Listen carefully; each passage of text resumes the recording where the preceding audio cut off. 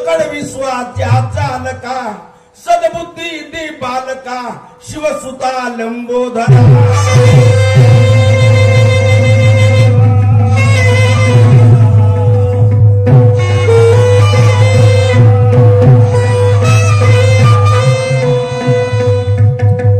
निरशून्य त्या निर्विकारातून महातेज ज्योती प्रकाशुनी आणि संपूर्ण सृष्टी रचनाक्षणी विश्वव्यापी विश्वंभरा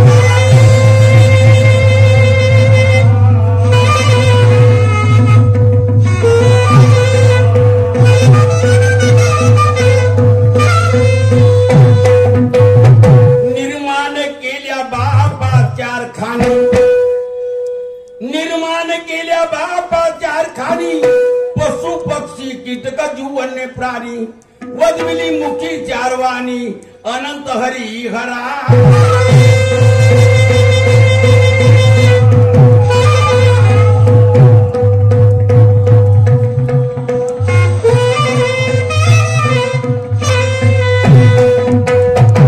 देवदानवाचे दाखवून संघर्ष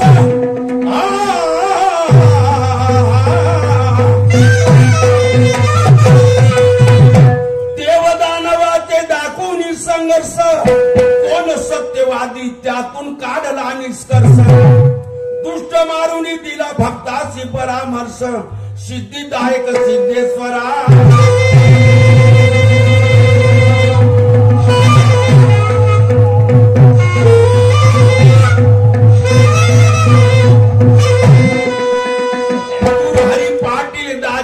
स्वर्गासी गेले गुरु हरी पाटील दाजीबा स्वर्गासी गेले त्या भावर निशान तुर्याचा डोले कवी बुधाने भाव पुष्प वाहिले वर देई वरदेश्वरा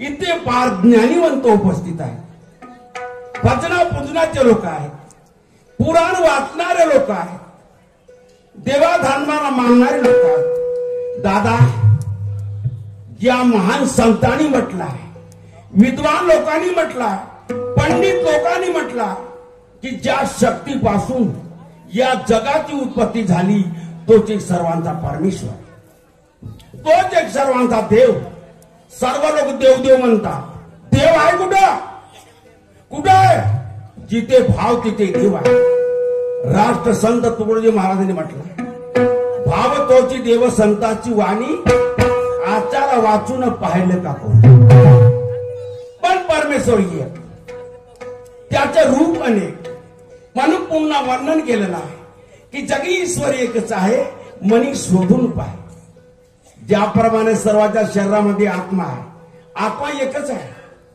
सर्वांच्या शरीरामध्ये आत्मा एकच आहे प्रत्येकाचं रूप वेगळे आहे असाच तो परमेश्वर आहे पण दादा एक मोठी दुःखाची गोष्ट आहे या कलियुगामध्ये देवा धर्माला विसरून गेले लोक काय काय लोक काय म्हणतात कोणता देव ना कोणता का सर्व फकणाऱ्या पण दादा ज्या वेळेस आपल्यावर संकट येते त्यावेळेस देवाची आठवण बरोबर होती देवा माझ्या हातून काय चूक झाली क्षमा कर माझ्या मनाबाळांना सुख दे दादा तोचा करता करविता परमेश्वर म्हणून संतांनी म्हटलंय सोयरे धायरे संपत्तीचे लोक आणि निदानाचा एक पांडुरंग तोच परमेश्वर आहे पण पहिली पूजा दादा परमेश्वर त्या गणेशाची मान्यवर शाहीर आमचे मोरेश्वरजी यांनी पूजा केली गणपतीची गणेशाची एका स्वतंत्र चालीवर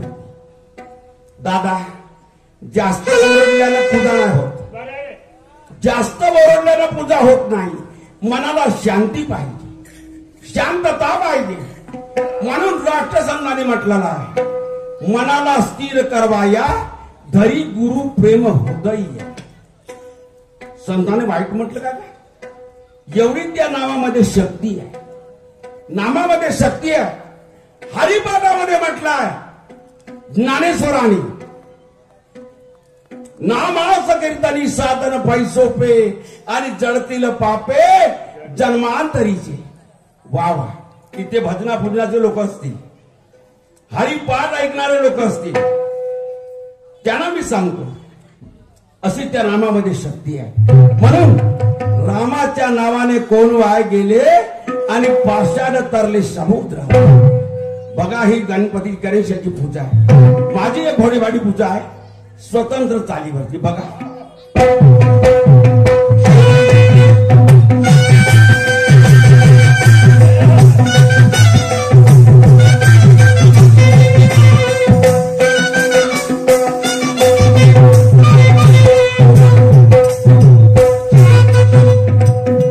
आमच्या शायरीमधून आणि या पूजेमधून जरी तुम्हाला ज्ञान नाही मिळालं, कोण्या कामाचं आमचं प्रवचन, काही कामाचं नाही दादा.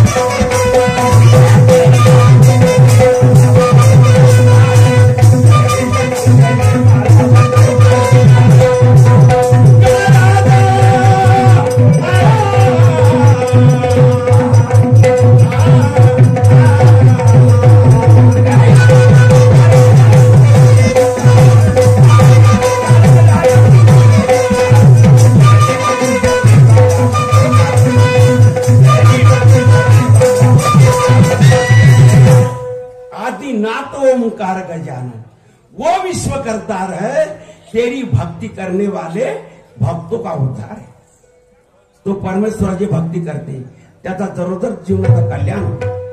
म्हणून राष्ट्रसंत तुकडोजी महाराजांनी म्हटलं आहे की भक्ती विना उद्धार नाही कुणाचा, ऐका भाव जीवाचा. त्या महान ऋषीमुनींनी देवाची तपस्या केली आणि देवाला प्राप्त करून घेतला. तेव्हा त्या परमेश्वराने विश्वरूप दाखवलं आणि आपलं चरित्र वर्णन केलं. बघा काय म्हणतो,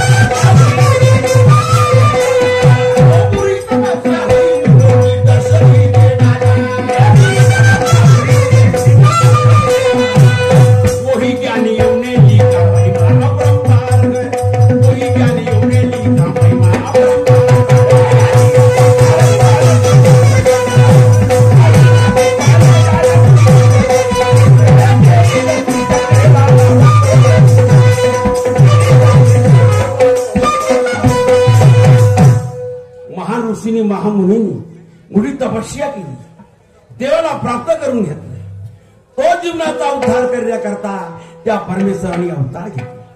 भगवान श्रीकृष्णाने गीतेमध्ये म्हटलंय, अर्जुनाला सांगितला, अर्जुना, ज्या ज्या वेळेस अन्याय अत्याचार होतो त्या त्या वेळेस धर्माचं रक्षण करण्याकरता मी अवतार घेतो आणि पापी लोकांचा नाश करतो. बघा काय म्हटलं,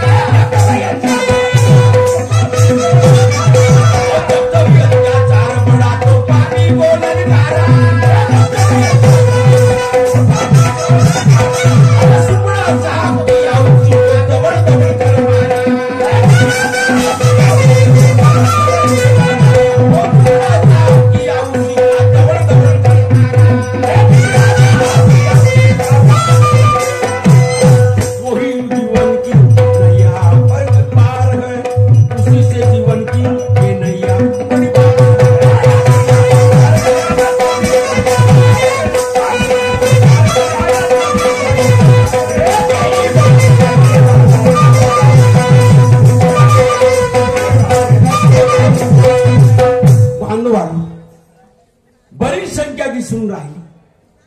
दरवर्षी आमचा या ठिकाणी कार्यक्रम होतो. जोपर्यंत आमच्याला जमते तोपर्यंत आम्ही तुमच्या समोर कार्यक्रम सादर करू.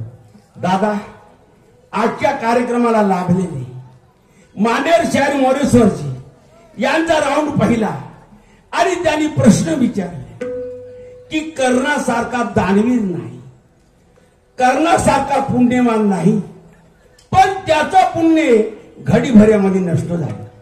कधी झाला आणि कारण काय? दादा, तुम्ही महाभारत पाहिले, कुंतीचे पोरं 5 पांडव, पण 6वा हा कर्ण, कुवारपणातला कर्ण.